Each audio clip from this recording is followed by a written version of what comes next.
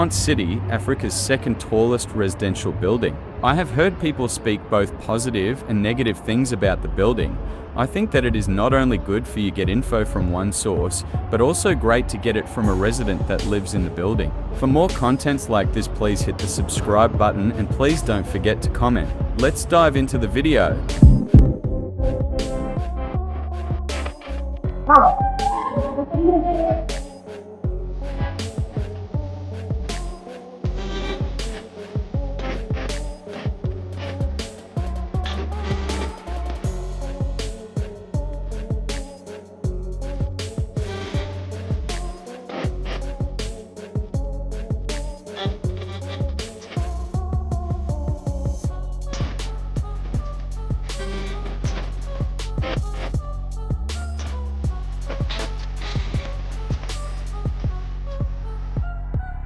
This is one of the normal apartments that look like in Ponte City apartment, guys.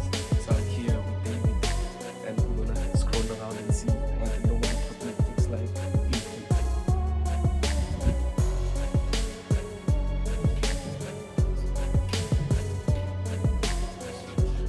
You guys can see it gives so much for imagination. Wow. I mean, you can watch the game with your cell phone on. Oh, word. So beautiful from up here. You see the city from any other angle. I mean, you see all this from any other angle.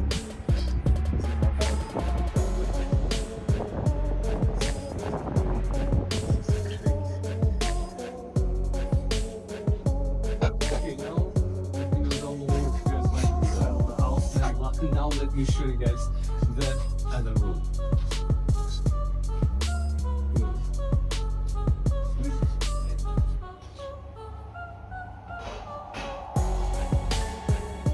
So this is like the Airbnb here. If you guys will ever want to sleep in an Airbnb, this is for 4 people maximum that it carries over here. So if you guys ever want to come here and sleep, I mean, I'm just in love with the views. Although I stay here, but I just love the views from up here at the top. I mean, this looks very luxurious, very beautiful. You have a bathroom here, and yeah, you have something to enjoy. This is all beautiful. You have some cabinets here that you can open for more space and things. I could literally hide in here. This is so beautiful. This is so beautiful. This is actually the convenience space. So this is basically what is located here. So we have like a mini fruit and veg shop, a grocery shop over there, a hairdressing salon, of course a restaurant as well, located at the top over here. We have a preschool for kids that can go to. We have also a laundry where you could do also your basic washing. Someone could do your washing. This is specifically made for the single guys. And that's a green wall over there. That's a tattoo and an African attire shop over there. So this is a pizza oven over here that you could also come to for some pizzas that are also gonna be made. You also have a photo studio just also over there. So this is the reason why they call it Ponte City apartment. So the name Ponte comes from an Italian word which simply means bridge. So the reason why they call it a bridge, it's actually because the building is built with raw concrete. So that's why they call it a bridge. So it being a bridge, that means that it's willing to withstand any sort of weather conditions, be it storms, be it whatever sort of disaster. I wouldn't say natural disaster, but whatever sort of disaster that can be caused, the building can actually be able to withstand any sort of weather condition. The name city was just added towards the name of the building because it was designed specifically for being a city within a city. So the concept was for you to come and stay here and not leave the apartments of the building. So that's why they called it Ponte City apartments over here, and it was specifically also made for the wealthy people. So back in the days, this was actually known as a space where the bowling alleys, the cinemas, the basketball court was located at the bottom part of the building that I showed you. And also pretty much all this was what was located up over here, so you could stay here and not actually leave the building or go out in search of anything within the building. So that's why they call it Ponte City Apartments over here. So yeah, that's pretty much it. And we're now gonna go down to the core part of the building. We're going down to the core of the building. This is where most of the construction actually began within the building. So it's 7 parking floors. So each one of them is written like a P7 over there. This is the 7th parking level over here, and then the 6 followed down to till the 1 parking floor over here. So this is pretty much what's located, or what is in the middle part of the building. Well, Manfred Amir together with Rodney Groskopf, those are like one of the main architectures within the building. And yeah, well, before I continue with that, parking 5, this is only meant only for the service guys within the building. So all the maintenance guys, such as plumbers, the engineers, or whatever, electricians, you name it, actually stay at parking 5. So that's where all of them are located, and the rest is just normal parking. That's the only parking level that is different from any other parking in the whole entire building. So Manfred Amir together with Rodney Groskopf, those are the main 2 architectures. Manfred Amir sadly passed away at the age of 95. That was 14 years ago. That was 2010 when he passed away. Sadly, Rodney Groskopf is still alive. He was a 26-year-old guy that plays also an important role in the construction of the building. So this is pretty much what is located here in the middle part of the building. The building was originally constructed on top of a mountain, so pretty much all this is like natural rock that we have here within the building. Mind you, it's around about 2:11, and just decided to come down over here and shoot this a bit late, because during the day some of the people are always curious and all that, and I just want to kill curiosity. So all of this is rock down in the middle part over here. And yeah, so this is what is located over here, and this is what it looks like within the middle part of the building. This was once filled up with actually 14 stories high of trash, and the 14 we're looking at 2 floors above the crisscross stairs over here when it was actually hijacked. So the reason why they actually left this place or they made it void, it's actually because of the land of the building, because the land of the building is actually a mountain, and they couldn't actually add any much more apartments over here. That's why we have all those mountains or those stones that are still located over here. So they couldn't actually add much more apartments, also due to old apartment laws that stated if a building is higher than 50 meters, it has to have natural light in the kitchen and natural light in the toilet. So that's why they allowed this point or this part to actually be void over here. And this is also for external light. I mean, during the day, I'm gonna show you guys a video whereby during the day it's actually much more brighter, because you have the sun standing right in the middle part of the building over here. So it's to actually create alternative light over here, and that's why also the building is constructed in a circle shape over there.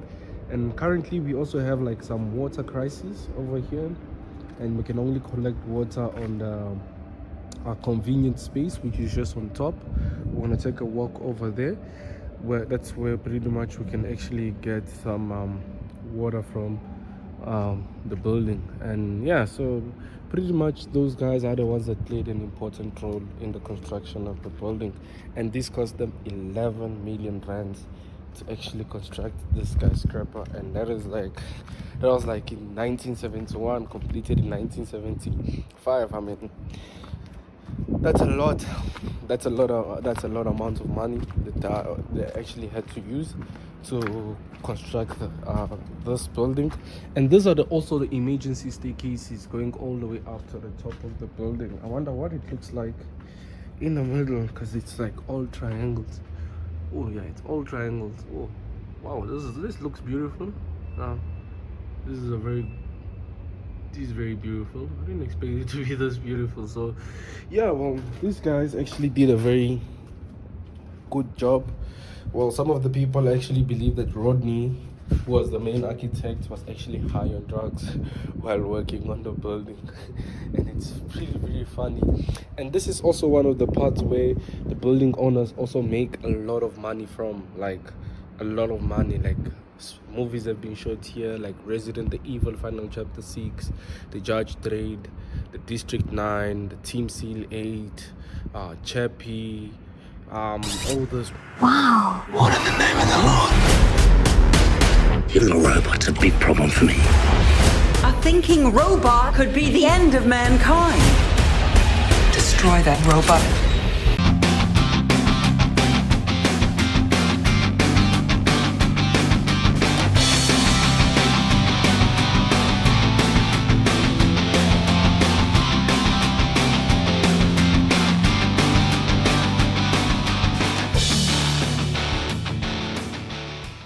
All those movies have been shot down in the middle part of this building over here. So today pretty much it's used as a space for movies, and the building owners don't charge you less than 300,000 rands for anything to get shot down in the middle over here. So quite a lot amount of money that is used to actually use this space out for movies over here. And there was even this other lady, you see that video whereby the lady is actually coming down with a single rope right here in the middle part of the building.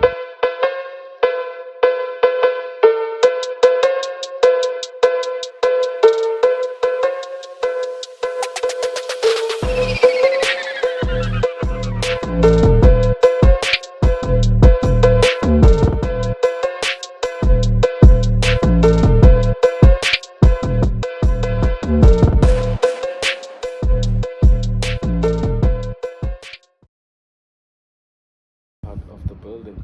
And when they did the renovation of the building, they didn't actually do much work in the parking or in the basement, so there isn't really much work that has been done in the basement or in the parking. So this looks a bit more terrifying to the rest or the other parts of the building. So this is quite a bit more different, I would say, you know, compared to any other parts of the building.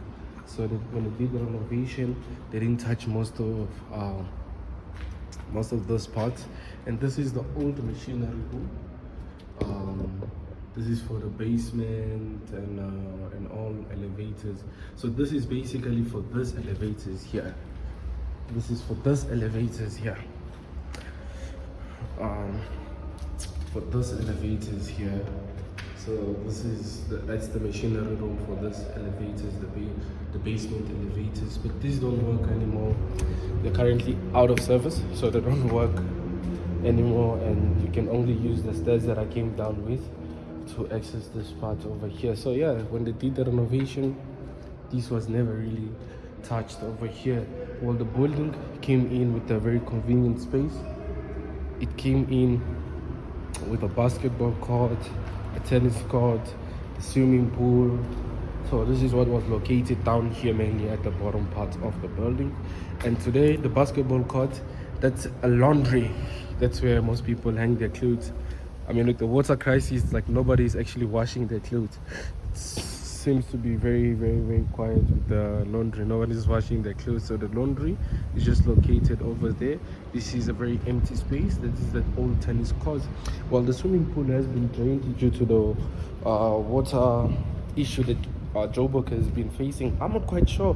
Are we in good terms with Lesotho, or what's really going on with the water crisis currently in South Africa as a whole? And also Joburg has also been affected because we get most of our water from Lesotho. So are we in good terms? What do you guys think? Put that down in the comment section below. So we are on our way to the pool, and the pool has been drained. That's where even some of the trash that people throw out from the windows actually land out from. We call that rockets. So that's where the trash pretty much lands out from, and it's pretty much, yeah, a bit more different from the other part of the building. So this is what the pool would look like. Well, it's a bit dark. I think this should be done during the day, how the pool would look like. And also Yeah, guys, so it's pretty much, a very good space to stay at, I would say. I mean, every space has positive and negative attributes. I mean, the negative one is, of course, the littering thing habit that is still currently ongoing till today. So the building management, or the new building management, are actually doing a very good job, I wouldn't lie. They're doing a very fantastic job on how they're maintaining the building with CCTV cameras, and hopefully that habit might be able to stop, and we might be able to do something different, yeah, within the building. I mean, regionification, of course, takes time. It takes time. Regionification takes time, for it to take place. So it's slowly and gradually taking time. Oh, this is the most famous word. This is the most famous word, I think, around the world. It's the most famous word around the world over here. And yeah, so this is what it looks like in the basement. And we have some bugs over there.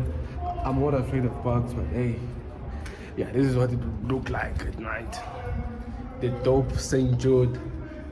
Real talk, I don't know what else this. I've never really done any work on that. And also, yeah, this is how it looks like from here. Whoa. Ponte City. And, oh, that's gambling there. That's some gambling going on there. Wow. And they're fighting now for money. So that's some gambling going on there. The discussions. I mean, you lose, you lose. You win, you win. So that's crazy. That's crazy. Let's see if my Afrikaans is really good. Let's see. Nie aanspreeklik verlies duur. Hey.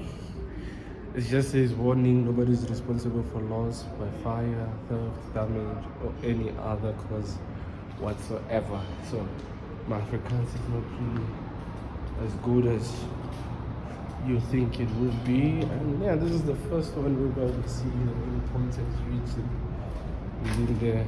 And so the main aspect, so the reason why we have the ramp here was for us to be able to drive actually up this ramp.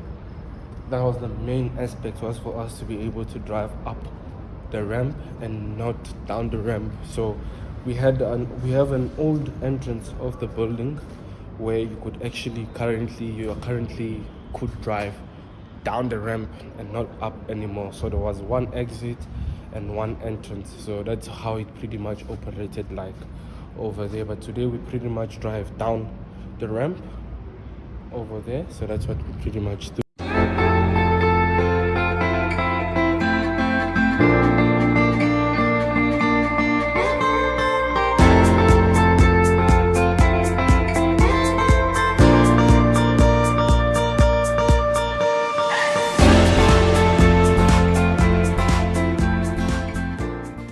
I remember when we were kids, we would always put our hands like up there, and this has been here for like 13 years or so. This has been here for like 13 years or so up here. So whenever we're kids, we come down over here to play, and our dad would allow us to come down. We'd always put our hands over here. If you see these tiny ones just at the bottom, that is actually me and other guys that stayed here before. Some of them moved out, and those were like the footballs that would always.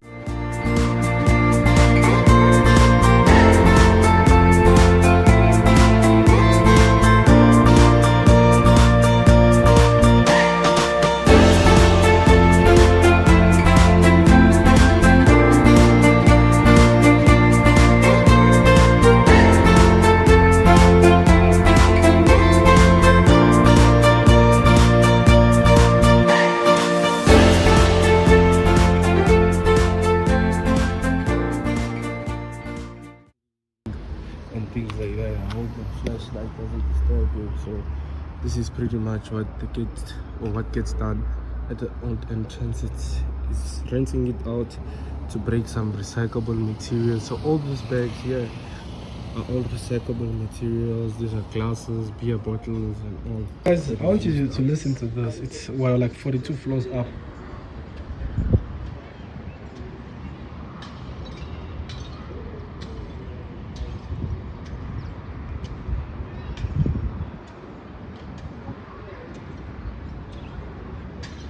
Can you hear that?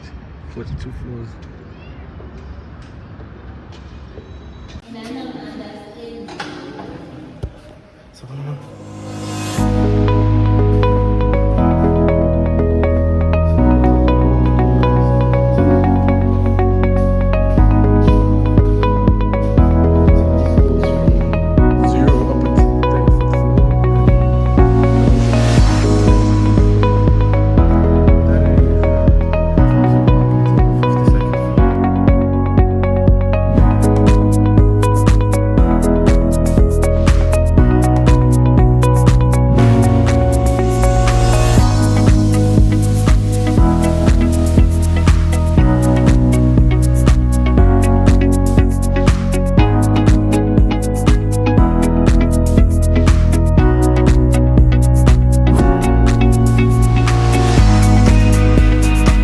Yeah, so this is all about the city, guys. I'm staying in one of the most conceited, dangerous buildings in Africa or globally, I would say. So this is what's considered.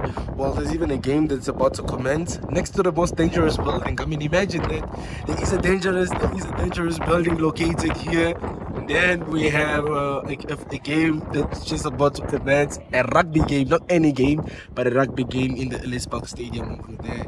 So it's about to commence, and it's, I don't know what time is the kickoff, but people are getting ready, as you guys can see over there, and it's close to one of the most dangerous buildings in Africa. Joburg, we currently have an water outage for 48 hours. That is equivalent to 3 days. So here I am. Have to go downstairs, which is 41 floors below us, to go collect water. So the water outage and all. Well, you guys comment below what you guys think about this water outage.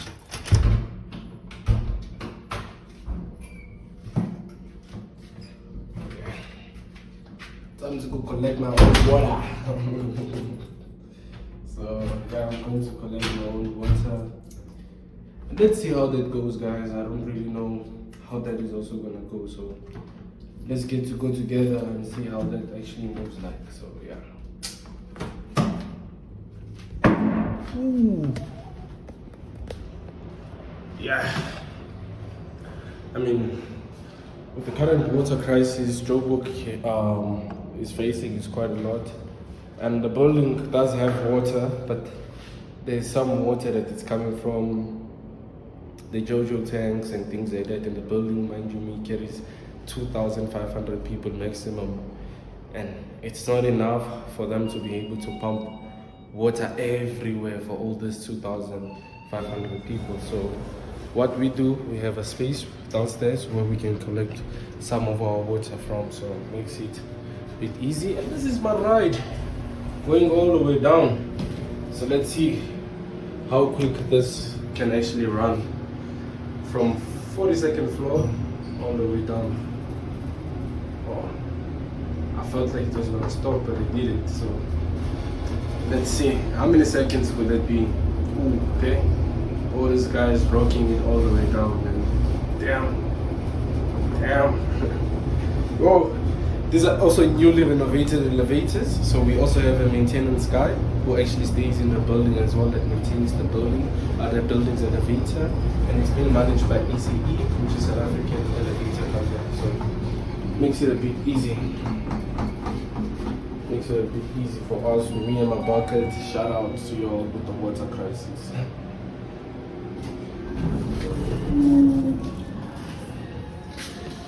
Low-rise elevators. Sabona na.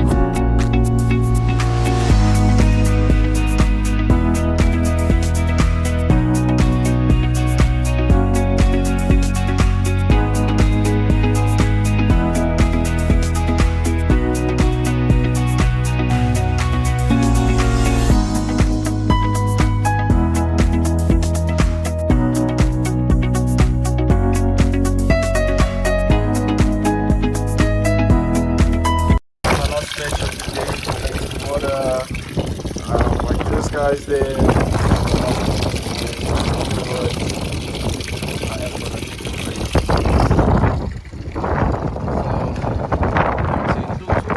A lot of people have slept there.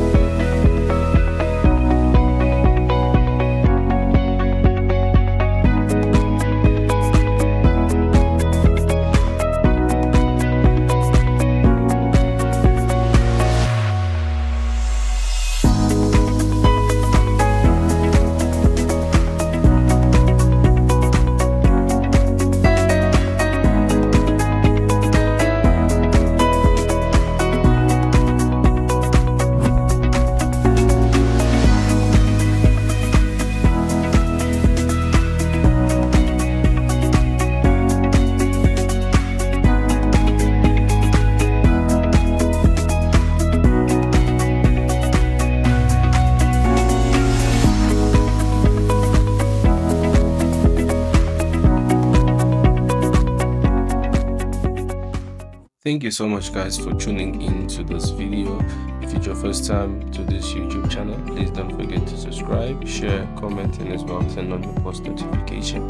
For those of you guys that are still here and you have subscribed, thank you so much. Merci beaucoup à tous. Obrigado, arigato, grazie. You know, thank you to you all for all subscribing to this YouTube channel. So guys, see you in the next video.